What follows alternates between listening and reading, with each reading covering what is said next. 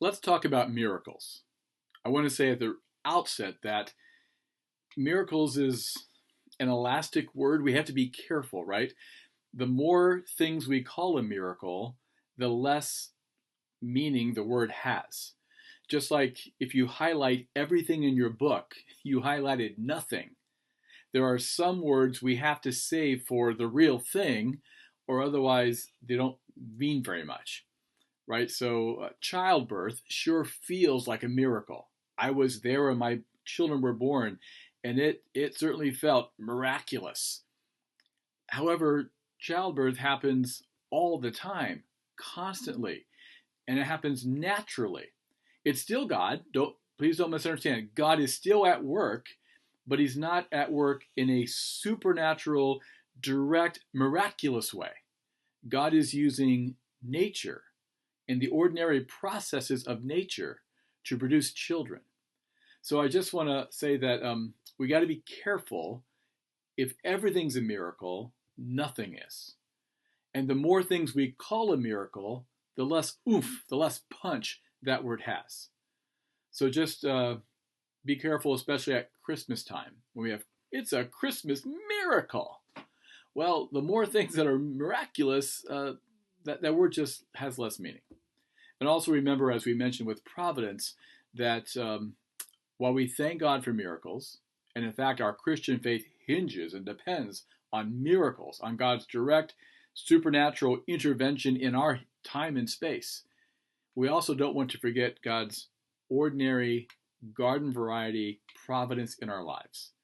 Just because you can explain how something happened, like childbirth, it does not mean it was not an act of God, right? God does use ordinary, natural, common grace providence to meet our needs on a daily basis. And so we thank him for that. Well, let's talk about miracles, which again are absolutely necessary for our salvation. The most popular objection to miracles was written in the 18th century by David Hume. He objected to lots of stuff in the modern world, and his basic argument went like this. So there are testimonies to the miraculous, and some of them are pretty impressive. But a miracle means a violation of a natural law. So every time you hear a report about a miracle, you should weigh which is more likely, that the testimony was mistaken, or they're lying, or there's something wrong with the report, or maybe they were deceived, or they're telling the truth. A miracle really happened and a natural law was broken. Now, Hume said as you weigh the two, maybe the witness is your Ivy League educated mom. So she has a great education, so she's not a sucker for just anything. And she's your mom. She's not going to lie to you. So like, whoa, my Harvard educated mother, I trust you. I think you have got it. But man, it's a law. It's a law for a reason. And you weigh them, maybe you might lean a little bit less from the law, but you're still going to lean towards the law side. Like, it's just a law. In laws, because they're laws, they can't be broken. So even by the way Hume defines a miracle, he kind of has us trapped, doesn't he? If by definition a miracle is a violation of a natural law, then by definition it can't happen. Because if something does happen that seems like it's a violation of natural law, you would just conclude, well, I guess it was a law, but maybe it's not. Maybe I had the law wrong. You wouldn't conclude the law was broken, because then it wouldn't be a law. By definition, it can't be broken. So for Hume, what he's saying is, to have a miracle, you have to pump up what it is to a very high, to the impossible standard to meet, a violation of natural law. That's a miracle. You have to pump it up really high to that level. But now that it's at that level, it can't happen. Because what could meet that standard? Hume also goes on to say that if you think about it, eyewitnesses, they tend to be deficient. People tend to be suckers, and they're gullible. They tend to believe the sensational. He said a lot of miracle stories tended to originate in uncivilized people. So think of like Christianity. In the early stages, when its miracles happened, not many people took their Christian faith all that seriously. There were a bunch of fishermen who were gullible and believed the resurrection happened, the tomb was empty, and they were telling everyone, but people didn't care that much. And by the time the Christian faith got big enough to get the attention of the authorities and the experts and the intelligentsia, that they, okay, let's investigate these miracle stories. Well, it's too late. So much time has elapsed. Find the tomb now. And what lots of stuff could have happened to that body by now. So Hume says, isn't it interesting that it's usually the uncultured people, the unlearned, the people that didn't do much schooling, that they have all these miracle stories, and that legitimizes their new religion, but nobody cares at the time because it's just probably a fly-by-night flash in the pan. But by the time that religion takes root and it merits serious study, it's too late to go back and check the miracles.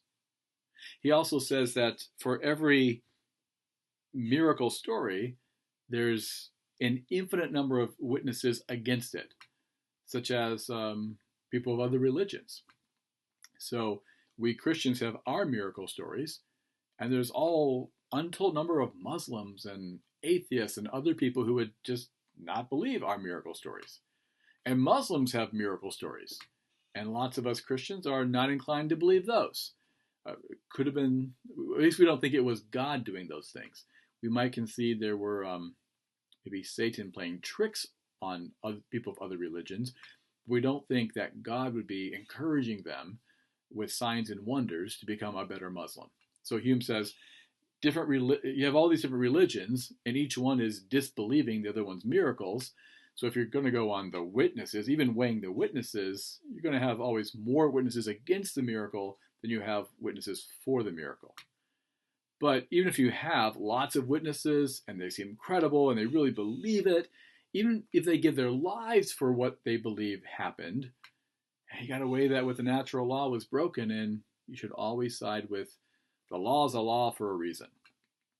Now, in refuting that, some philosophers have noted that is violation of a natural law, is that really the right definition of a miracle? One philosopher named R.F. Holland, he wrote a pretty important philosophical journal article. In fact, it was so good they called it his best work, Mr. Holland's opus. Sorry, I've been waiting a whole semester to make that joke. But it was an okay article. But R.F. Holland, in this article, he said that imagine a little boy on a tricycle. He's riding the tricycle on the train tracks, and a train is barreling down upon him. And just before the train hits the kid, the overweight conductor, who had a couple Big Macs for lunch, a blood clot has broken loose and went to his lungs, and he slumps over and hits the brakes, and the train stops just 1 inch from the tricycle. Now, you could explain the train stopping by purely medical, scientific reasons, but you'd have a hard time convincing that child's mom that that was not a miracle. That was just too close. So C.S. Lewis, actually, in his little work called Miracles, he has, I think, the right way to think about this. He says, instead of defining miracle as a violation of a natural law, we should define a miracle in terms of causality, a direct divine intervention. So that when God does a miracle, he's not violating or breaking laws, he's interjecting an outside cause. So Lewis said, if I have 7 pennies in my bedside table, and I wake up in the morning and there's 3 pennies left, I don't conclude a natural law was broken. Instead, I think during the night, an intruder, an outside force, entered my bedroom and for some reason took 4 of my pennies. No laws were broken, but an outside force was involved. So Lewis says, a virgin conceives. An outside force comes and that virgin conceives a child. but the laws of nature still obtain, and Mary has to carry Jesus to term 9 months. Jesus does a miracle and turns water into really strong grape juice. That's my Baptist version. And that's an outside force that turned that water into wine, but that natural law still obtained. If you drink too much of that wine, you could get drunk. I apologize to my Baptist friends. So natural law still obtains, but an outside force has entered. That's just, I think, a much more helpful way to think about miracles. Lewis also said against Hume, let's just take your idea that a natural law can't be broken because a natural law. Well, what must be true if there is a natural law? What makes a natural law a law? Lewis said, wouldn't it be a lawgiver? And who is that lawgiver but God? So even if there is a natural law quickly in just 2 short steps gets you to God. And once you have arrived at God, now you've opened the door back to the possibility of miracles. So actually having an ironclad natural law does not eliminate miracles. Actually, it points to God, who is the author and doer of the miracles.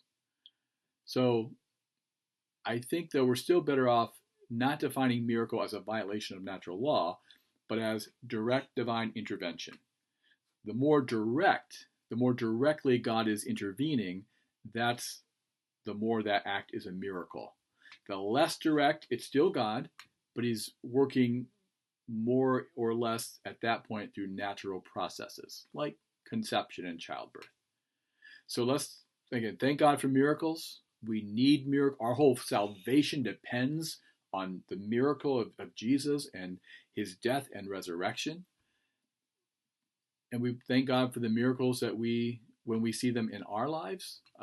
Never want to discount miracles, but let's make sure we define them as direct divine intervention. And the more direct, the more miraculous. And let's be careful not to make everything a miracle, because if everything is a miracle, nothing really is.